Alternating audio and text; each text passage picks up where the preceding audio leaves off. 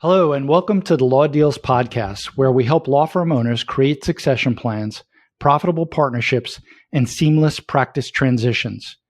We're on a mission to help you build a saleable firm so you can reduce your firm's dependency on you, choose who you work with and what work you do, convert your practice into retirement security, and maximize the financial return on your life's work. I'm your host, Ed Alexander. I'm a transactional business lawyer with 31 years experience and the owner of Alexander Business Law and Fitzgibbon Alexander, Inc., a consulting and brokerage firm. Today, I'm joined by Ed Randall, Vice President and SBA Development Officer for United Community Bank. Ed brings a unique perspective to our conversation today, having spent over 20 years in SBA lending with experience both as a lender and as a borrower. His career journey is fascinating. He spent the first 20 years in corporate America, including roles at Bosch and Johnson & Johnson Medical, and even setting up a Freightliner dealership in Washington, D.C. He also started his own wireless and consulting firms before transitioning into SBA lending with Wachovia Small Business Capital in 2005. What makes Ed particularly valuable to you, our audience, is that he's not just a lender, he's an entrepreneur who's been on both sides of the table.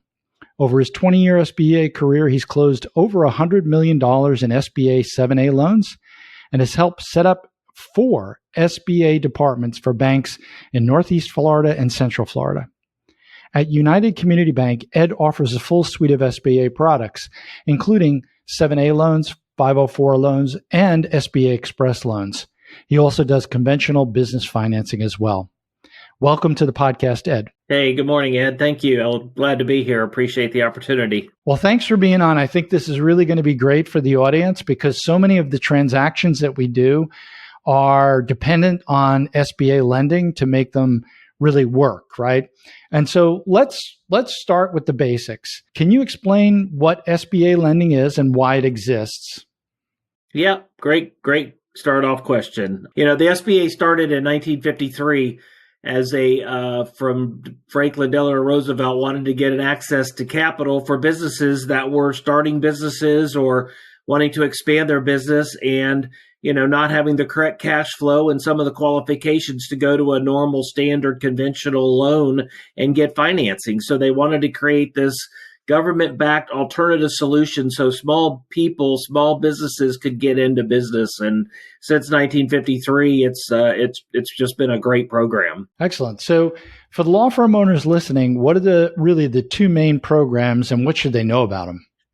Yep, great question. The 7A program is designed for the non-real estate type transactions for the most part. They're goodwill oriented, cash flow oriented, not as much as collateral oriented.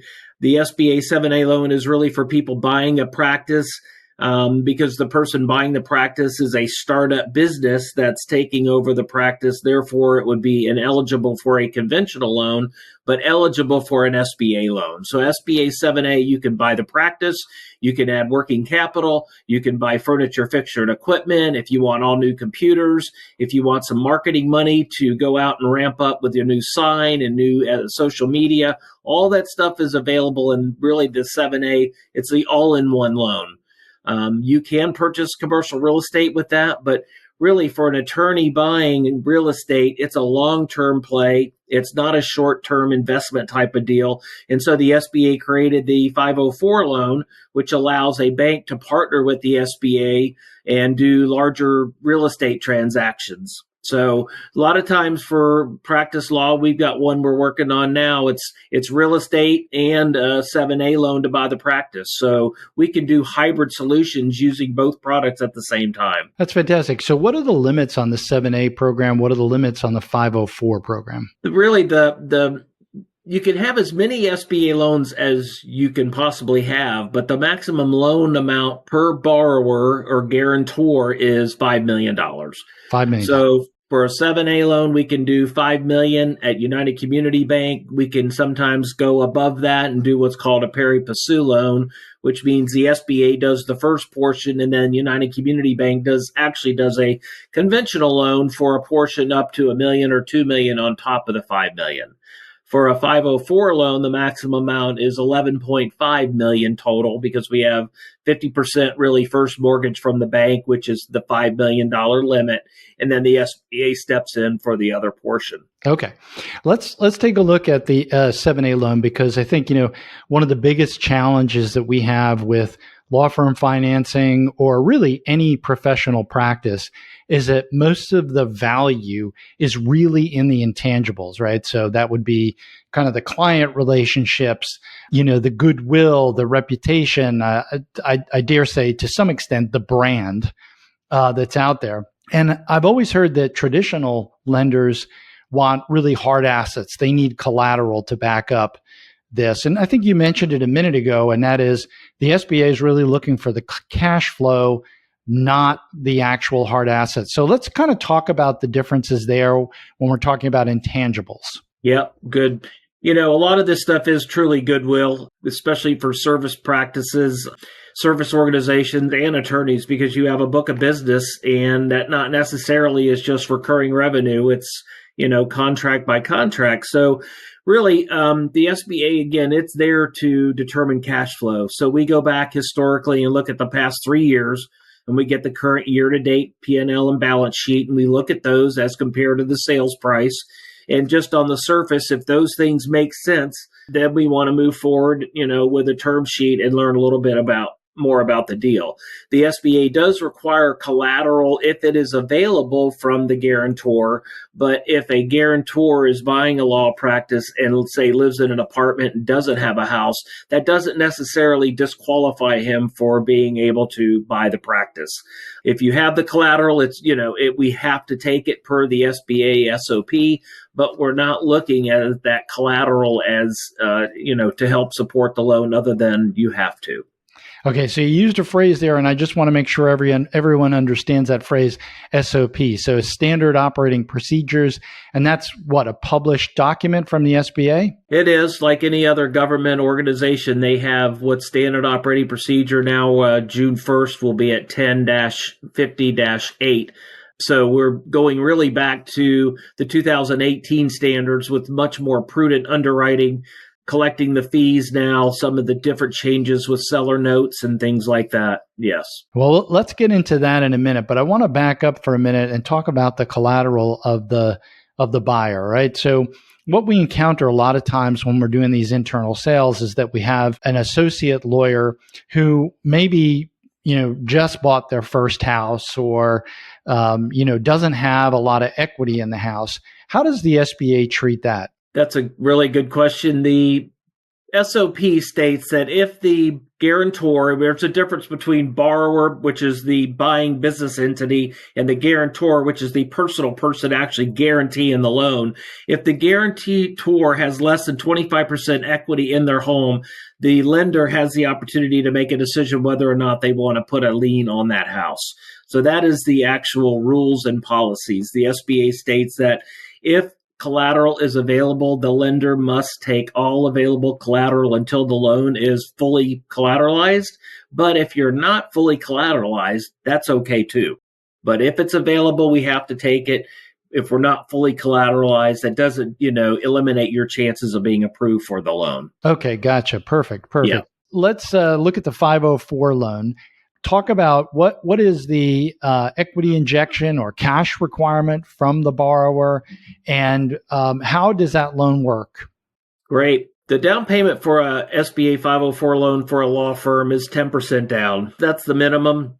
And how that loan works is there's two lenders on a SBA 504 loan. There's the lender, United Community Bank, would do a 50% first mortgage on, let's say, $1 million piece of property with a building. We would do 50% of that, or a $500,000 loan.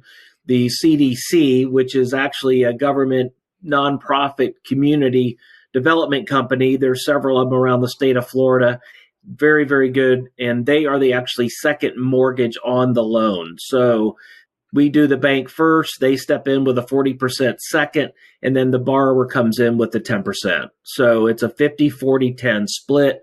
On the 504 piece, on the CDC piece, it is a full 25-year fixed rate at below current interest rates typically.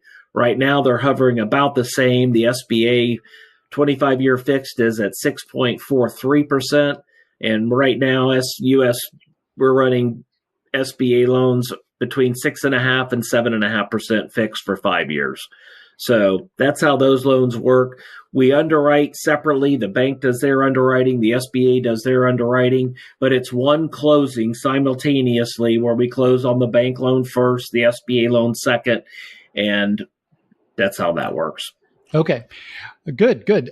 And so when you say 10%, is it 10% like I'm buying an office building for $1 million and so it's $100,000 I put in, or is it 10% of some other number? Really good question. It's 10% of the total project. So buying the real estate, getting the appraisal, doing the survey, doing a phase one if needed, all your closing costs, all the SBA fees, everything is rolled up into one number, and then it's 10% of that project. Got it. So you can roll those into the loan for the most part, right? And I've seen many deals where the 10% that goes in, basically covers a little more than the closing and costs, and and so it's essentially 100% financing, and you're paying the closing costs or close to it anyway. That's about right. Yes. Yeah. And on those situations where we have a 504 loan, then that's when we would bring in an SBA Express loan and do $50,000 to $100,000. It's not a line of credit. It's really like a line of credit, but it's truly a term loan at lower interest rates. And it just helps support, the construction or the building portion of that loan. So coming in and redoing the leasehold interests and things of that nature, and that's where the express loan comes in. Okay, so if I have a law firm and I'm buying a space, do I have to buy that space in the law firm's name, or am I buying it in a different entity? That would definitely be in the name of the entity. Yes. Again, a lot of times when you buy a practice, we see purchase sale agreements with the person's name on there buying the practice. In our world, it's businesses are buying businesses and people guarantee those businesses. So that really boils it down to the simplest form. But businesses must get the lease. Businesses must buy another business. And that's how that works. Yeah. So, and when you're buying the property itself, right? So you're buying the property and the practice. How does that get treated? Because most of the time we want to put the property into a separate entity. Is that permitted under these structures that we're talking about? Yeah, it sure is. In our world, it's called an EPC OC arrangement, where the eligible passive company is typically an LLC holding company that holds title to the real estate, and that charges lease to the operating company, which would be held separately, either an incorporation, S Corp, or LLC. And a lot of times I'll see that the law firm will actually own the property. And when I inquire, they'll say, well, the accountant told us we'd have to pay sales tax on the rent.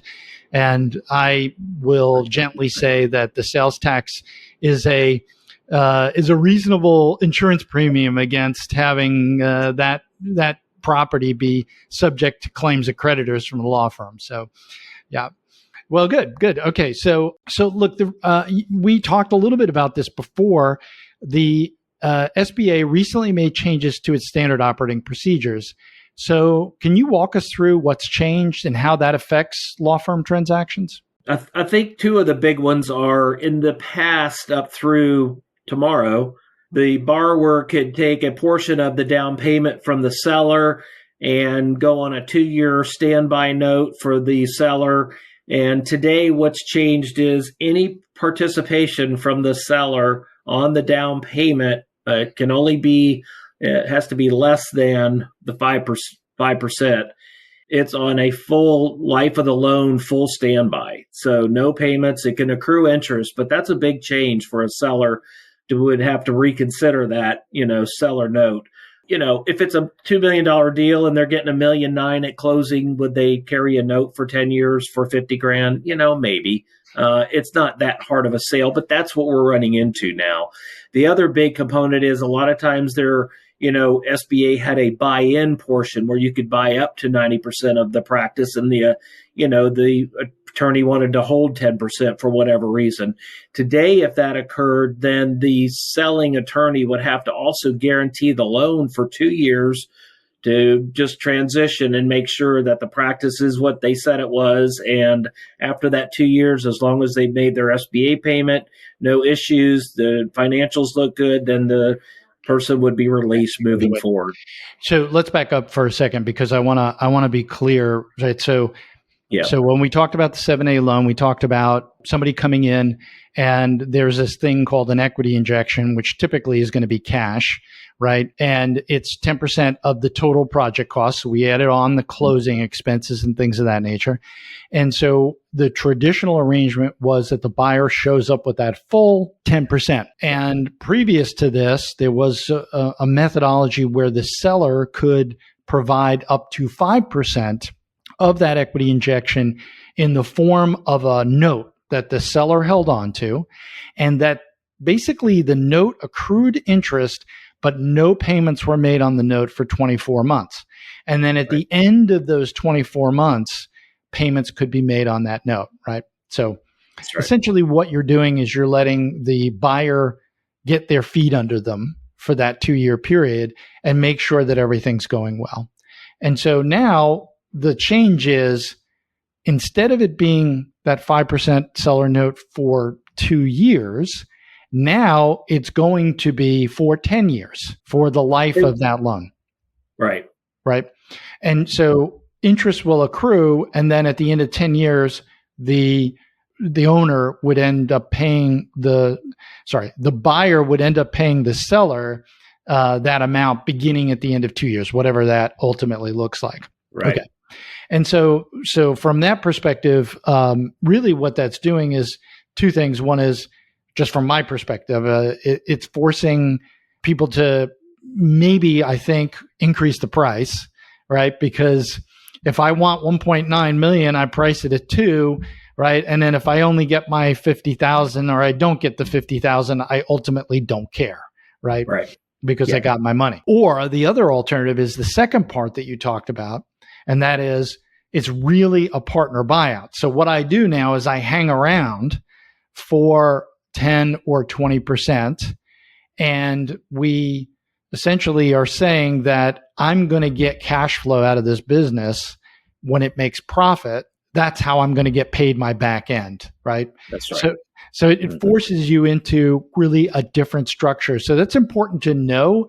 And what we've been doing, not necessarily in anticipation of this, but what we've been doing a lot now is having the owner stay on for a 20% interest.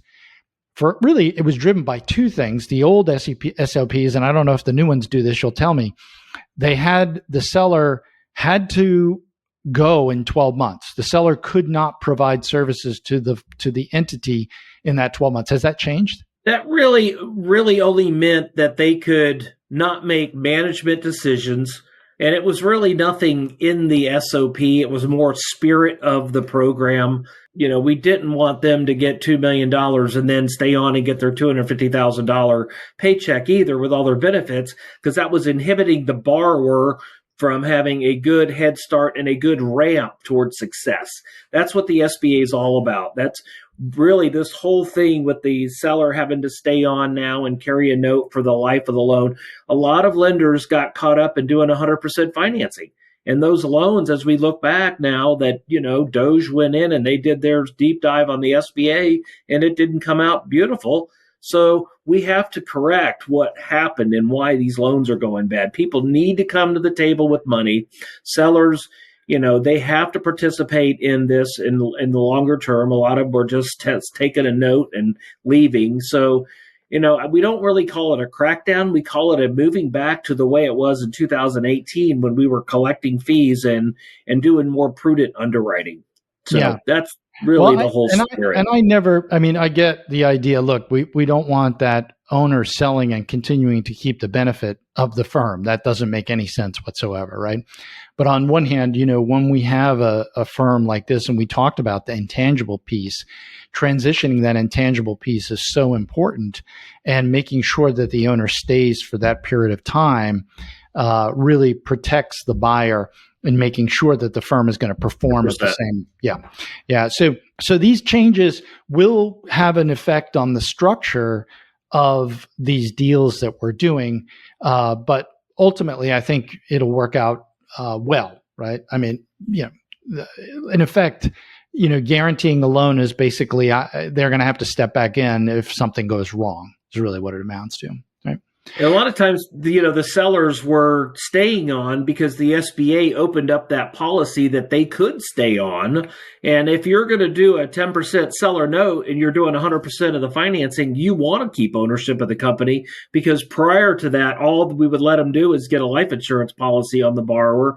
And that really wasn't a lot of teeth for a guy that's holding a note for the down payment. So SBA kind of opened up the policy to help the seller, and now they kind of closed the door on the seller. So, it's just the nature of lending. It just seasons and cycles of what we do. So, we're just going to be in a more conservative cycle here. So look, you're in a high risk lending business when it comes to the type of transactions that you're lending on, and it's naturally going to exceed that's why conventional lenders don't do these kinds of loans, because they're in higher risk. That's right. So they're already in a bad category of, not being conventional lending. So we're starting off on the other side already, but.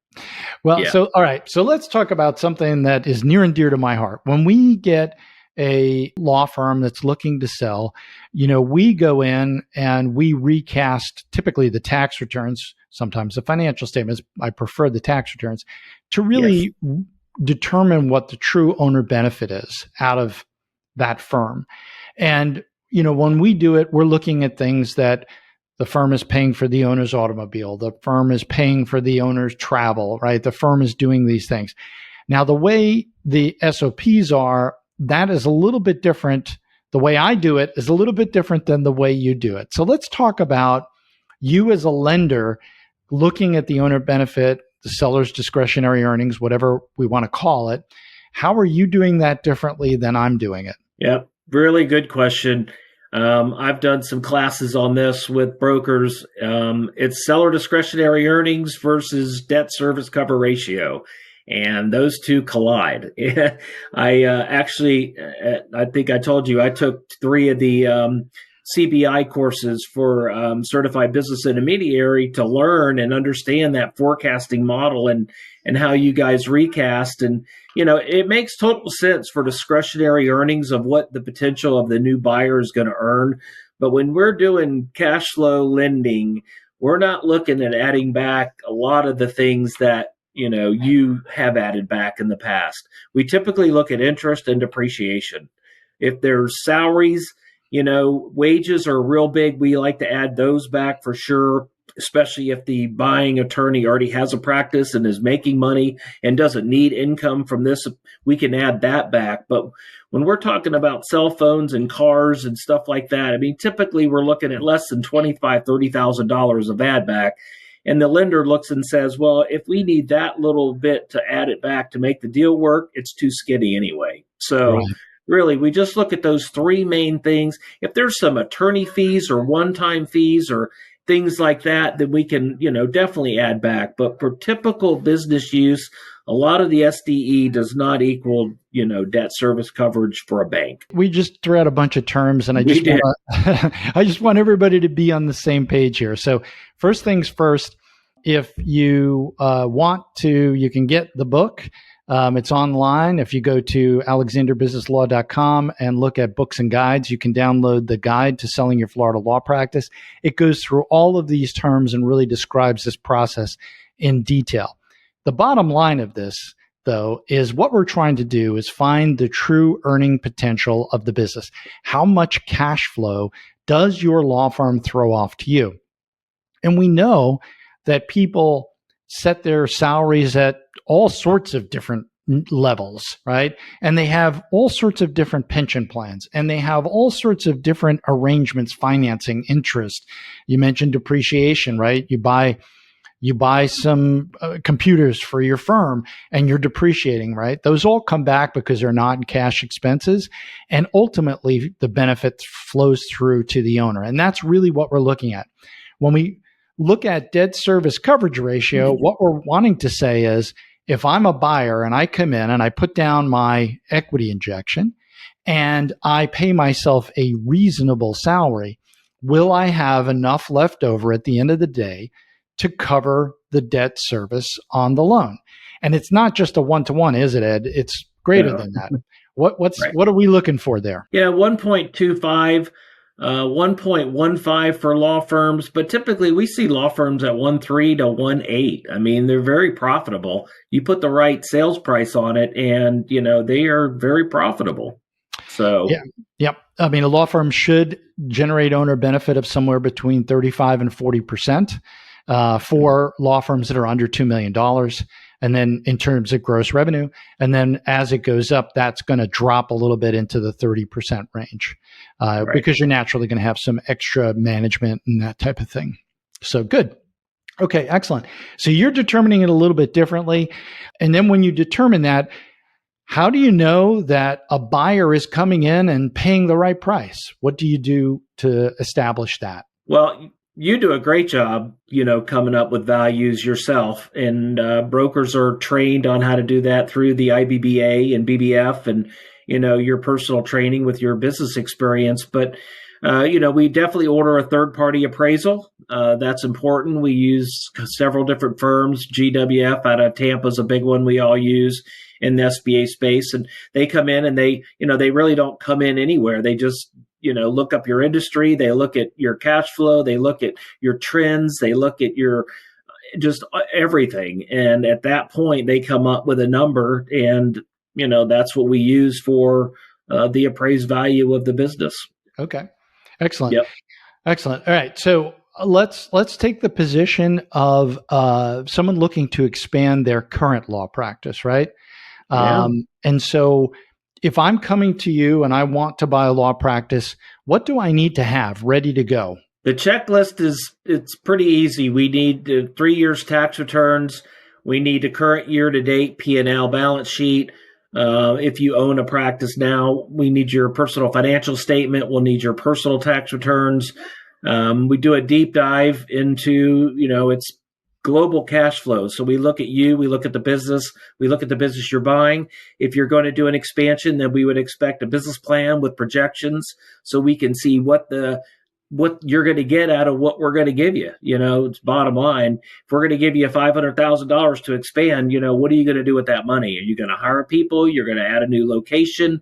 If you want to, revamp and do some tenant improvement and get new office equipment and computers and hire 2 people and get marketing and a sign on the door, all that stuff is available. But in order to qualify for that, we need to do our deep dive and underwriting into who you are and how much money you have and what your capacity is for something like this. So essentially, I come to you first, I give you kind of this preliminary information, and you give me a thumbs up or a thumbs down. Is that a fair statement? And then we move into the deep dive component, right? Yep. Yeah, we want to get a start in just basic understanding. If you have the property location, really the main thing is you. What do you bring to the table? We are underwriting you as the borrower and the guarantor. And then we need all of this, not really specifics. We don't need budgets from contractors yet. Just this executive summary. What are you trying to accomplish? We don't even need the business plan to begin talking. We just want to know what you're talking about, get you pre-approved. And really what we're trying to do is save time. That is the most valuable thing in our lives is time. And if I'm spending time on a deal that's not going to work for you, then I'm wasting your time, my time, and everyone's time. So we really want to get that done up front to make sure that you're on track. You may think you want a $3 million building, but you qualify for a $1 million building. Well, let's get that known up front. Let's not go working with realtors and signing contracts and doing all this until you know what you can afford. It's like buying a house. Please get a pre-approval letter from a lender. That's what we do. We pre-approve people, so when they come back and make the offer, it's just like buying a house. You're pre-approved on lender letterhead, makes you a stronger buyer than the next guy who hasn't done that. Well, I got to go talk to my lender and get approved. Oh, okay, well, I got 3 guys here with offers that are already pre-approved, so I'm going to work with them first. So it's a full-time job to buy a practice. It's hard work, and you want to make sure when you're ready to pull the trigger that you're qualified and eligible and the seller knows that, hey, this guy's already got a bank that said he's ready to go.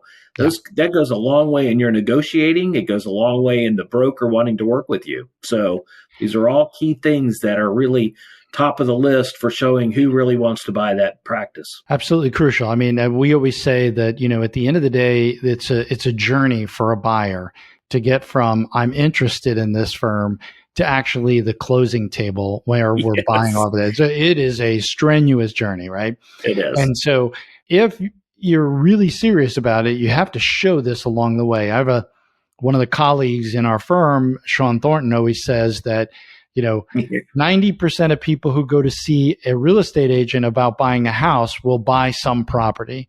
And it's something like 10% of people who go to a business broker will actually buy a business, right? So it's always about making sure that the you're looking at it from the process standpoint, and how do we make sure that this is going to work as early as we possibly can to avoid wasting everybody's time? Very important. Okay. Let's take the opposite approach. So I am an owner of a firm and I want to sell my firm, right? What would we do from an SBA perspective for that owner that will make their firm more attractive? Just like we do by pre-approving the borrower, we would pre-approve and make SBA eligible, and make SBA eligible the practice that they're trying to sell. So as you go through your due diligence, you'll send me, as you've done in the past, the information. I do the underwriting. I look at it. I submit it up to my underwriter, get her approval. Then it goes to my boss, and she gives me the approval to issue a term sheet. And it's a pre-approval, non-binding term sheet that says, hey, we've looked at this practice. We've looked at the cash flow. We've seen the accounts. We know how this business operates. We think we want to do the loan for a potential buyer. And so then when you list it, it says SBA pre-approve. And that just gives that buyer knowledge, knowing that, hey, a bank has already looked at this. It's qualified. It's eligible. A lot of brokers that don't do that, there's a reason they don't do that. It's probably because it doesn't work for an SBA loan. Right. It's so easy. It's free. There's no charge. We love doing it. And it just, again, it saves time for you, Mr. Practice Owner, buying a practice. You want to make sure that the funds are available. When you get excited about this stuff, and you may have 3 or 4 people bidding on it, when you know it's eligible, a lot of people are going to be bidding on that same project. So be prepared, get in early, and dig in. And if I'm calling you, that's the wrong way. You should be calling me. Right. There you go. Good. One thing that I encounter a lot is this issue of SBA lenders who, I call them, claim to be SBA lenders, but they can't do their work in-house. They have to get approval from the SBA for the transaction versus those that are in-house. Tell me a little bit about the differences between those two types of lenders. SBA just came out actually with this new SOP and stated that all PLP, which is a preferred lender with the SBA, which means you've closed enough loans, I think it's 20 loans, and you didn't have any bad loans or any loans go into default. So you pass this probationary period, and then you become a preferred lender. Preferred lender means we can make the decision on approving that loan in-house, and we have a lot of assurance that the SBA is going to approve it as well. So after, 20 years of doing this, you have a good idea of what's going to get done and what's not. So the SBA gives us that ability to do that. So kind of the key there is working with a preferred lender moves things along a lot faster and really helps the transaction. It does. You won't find many non-preferred lenders out there now. Really, there's credit unions that are still trying to get caught up. There's some de novo banks starting up that are just trying to get their PLP lender status. And it saves you about a month of time. When I started those 4 departments, I had to go through that CLP world. And, it just gives a bank, on the other hand, a lot of assurances knowing that somebody else approved it before we did. And so it kind of gets their feet wet in that process. So right now, most lenders are going to be PLP lenders that are out in the marketplace. I think the key there is that 30-day extra, right? I mean, there's a phrase that brokers use all the time: time kills all deals. Well, lawyers use it too. And so that 30 days really is important to try and get to the closing table as fast as possible.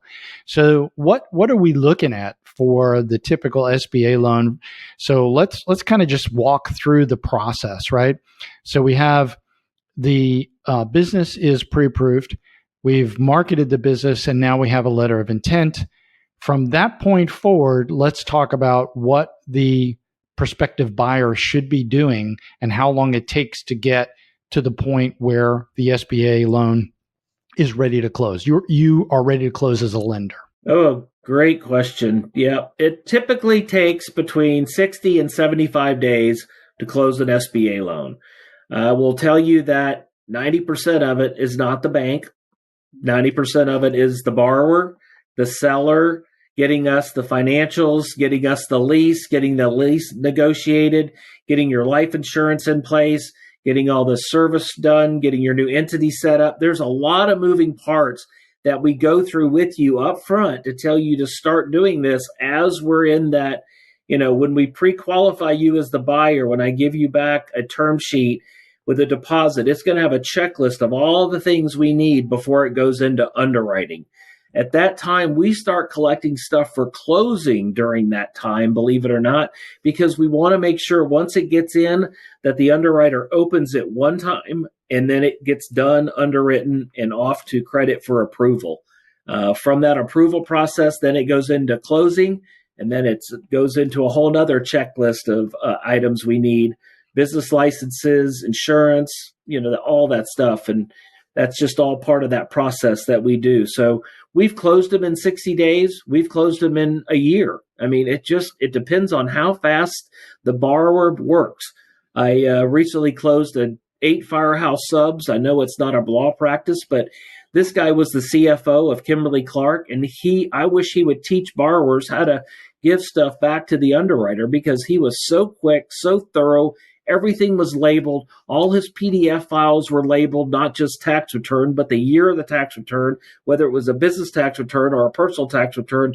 Anything the borrower could do to help me not have to rename all the folders and files. As you know, there's over 150 files we get per folder to close an SBA lien, probably more than that.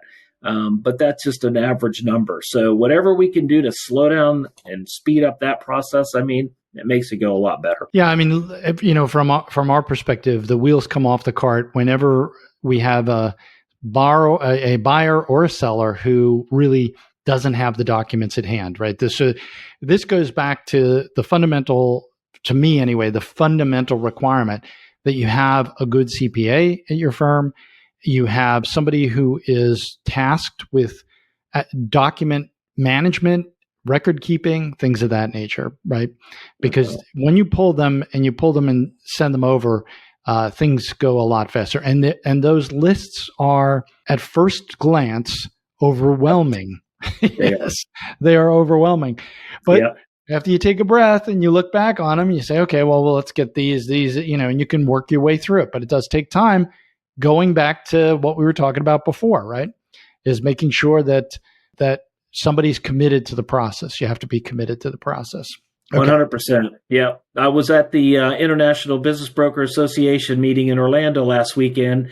Damon Johns was there from the Shark Tank, and just what he said just really resonated with me. And he said, one of the questions was, well, what makes you decide on whether you want to do the deal or not? And he's like, I got to like you. You know what I mean? So that he's going to spend 6 months to a year, 2 years with that person. He wants to make sure they get along. And I have to say the same thing in what we do. We're a team here. We have the broker with Ed, the lender with Ed. We've got a CPA on your side that's reviewing the financials, not just relying on Ed and Ed. That's not our job. Right. I am protecting the bank and you have to protect you. So you need a team around you to make sure you can get this deal to the finish line. I tell my borrowers, you're interviewing every day you talk to me. Every day you could say something or do something to make me decide, hey, you're just not a good candidate. If you take 2 weeks to get me information that other people take a couple of days, that means when we're done with this loan, my servicing department has to work with you. And if you're delaying, that means that you're going to delay for them too. So every step of the way, you're putting your best foot forward about who you are personally and for your corporation, your business. This is a interview, this whole process. So. Yeah. No, that's fantastic advice. That was actually going to be my next question was what one piece of advice, but let me say, what's the second piece of advice that you would give to a seller? A seller, keep good books, pay taxes, please don't.